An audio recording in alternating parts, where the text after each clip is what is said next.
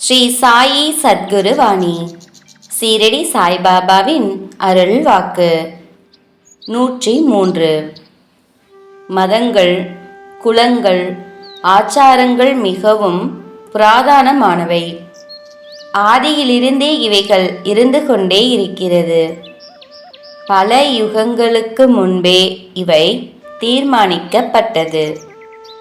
அதன்படி யாருக்கு எந்த வேலை, எந்த ஆச்சாரங்கள் விதிக்கப்பட்டனவோ அவற்றை ஜீவர்கள் கடைபிடித்து வருகின்றனர். நன்மை அளிக்கும் செயலை யார் சொன்னாலும், எந்த சாஸ்திரம் சொன்னாலும் கடைபிடிக்கப்பட வேண்டியதே அல்லவா? விதிக்கப்பட்ட சம்ஹாரங்கள் எதுவாக இருக்குமோ அதை கடைபிடிப்பதே சிறந்ததாகும்.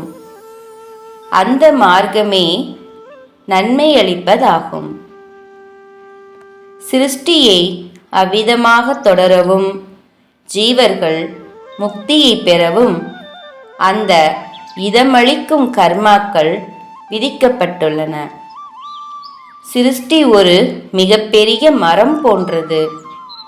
மதங்கள், குலங்கள், ஆச்சாரங்கள் கிளைகளும் உபகிளைகளும் போன்றவை. அலட்சியத்தாலோ உவேச பாவத்தாடனோ கிளைகளையும் உபகிளைகளையும் வெட்டிவிட்டால் விருட்சம் பலவீனம் அடையும், பின்னர் இறந்துவிடும். ஆகையால் ஒருவருடைய மதத்தையோ குலத்தையோ ஆச்சாரத்தையோ விவாதிக்கல் ஆகாது, கீழ்மைப்படுத்தவும் கூடாது. இவற்றின் பால் சம பாவம் தோன்றிய போது தீய விளைவுகள் தோன்றாது. என் வார்த்தைகளின் மீது நம்பிக்கை வை. ஜெய் சாய்ராம். ஜெய் குரு தேவதத்தா.